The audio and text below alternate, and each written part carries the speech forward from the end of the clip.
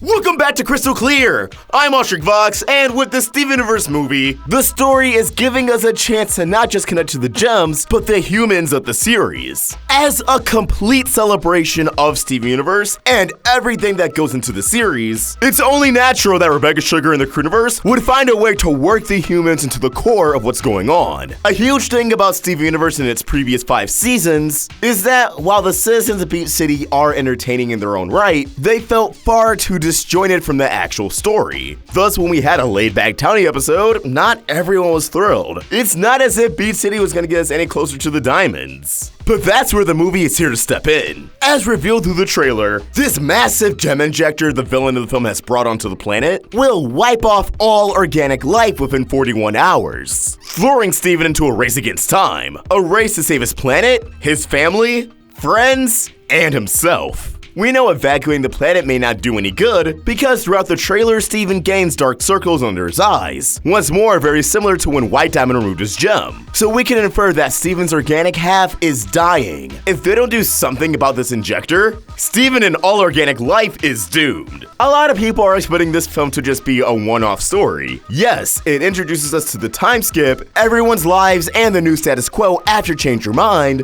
but the villain in the conflict won't have any bearing in following seasons.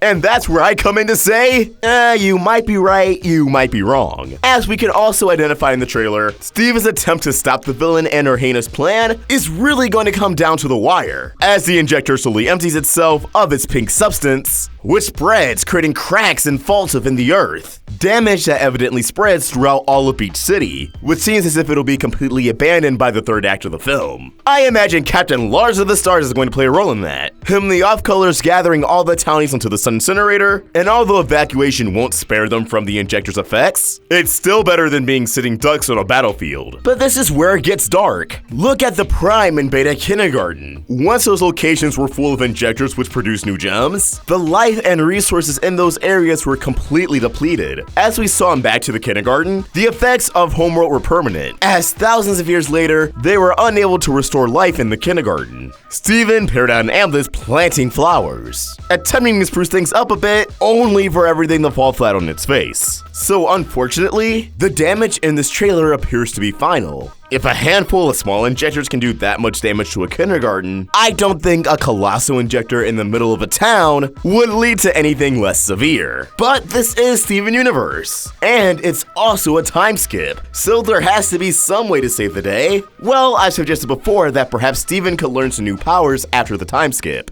and that this new chapter of Steven Universe will see Steven equipped with an arsenal of brand new abilities, one of which in question could be an evolution of his pyrokinesis and healing powers. Imagine, after everything is said and done, Steven looks at the ruins of Beach City. He believes this is the end of the line. There's nothing they can do to restore it back to its former glory. However, Steven really tries to apply himself. His healing powers really work on the things and people that he really cares about, that of which he has an emotional connection to. What bigger emotional connection does he have than that of Beach City? And for the very first time, instead of a gem taking life from a planet to exist, a gem, being Steven, gives life back to the planet. Steven's ultimate healing spit, done in a way never before seen in the series. Perhaps by the end of the final battle, there'll only be one living thing left in Beach City. That living thing being a soul tree or flower. After all, it seems as if the diamond base in Steven's house is going to actually be used as a greenhouse, judging by the bush full of hollyhock or hibiscus flowers. Steven also remarked at the beginning of the trailer to Homeworld Gems that saving all their planets have been fun. Since the process of colonization does kill off a planet, has this downtime of 2 years featured Steven discovering a way to not only decolonize a planet, but heal it enough for it to still be alive and sustain itself, restore its resources? Or again, did Homer turn to the alternate form of resources that Peridot wanted to suggest in message received to Yellow Diamond? While these things could be a bunch of nothing in the film itself,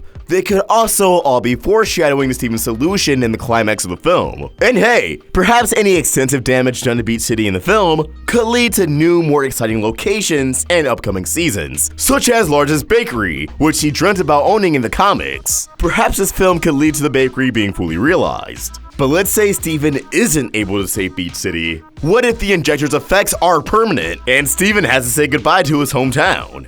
Well, perhaps the townies can move into the new Gemtown, leading to season 6 of the series having the townies and gems live together. A true community and marriage are the things that make up Steven's life. Imagine Ronaldo living with a bunch of gems. Uncorrupted gems applying for jobs at the new location for Fish Stew Pizza. Possibilities would be endless. But as always, these are just my thoughts and I want to hear yours. What do you think? Will Steven dish out some brand new healing powers to save the town? Or has its fate been sealed? The future of Beach City going down the drain, and the townies will have to move somewhere else. Let us know your thoughts in the comments below, or tweet your thoughts at Roundtable Vids. And for more of my own thoughts, you can find me at OstricVox. We're also on Instagram. Special thanks to Art with Coda for creating an awesome thumbnail. For more of his wonderful art, you can find him on Tumblr and Instagram at Art with Coda, and subscribe to his YouTube channel. Link down below in the description.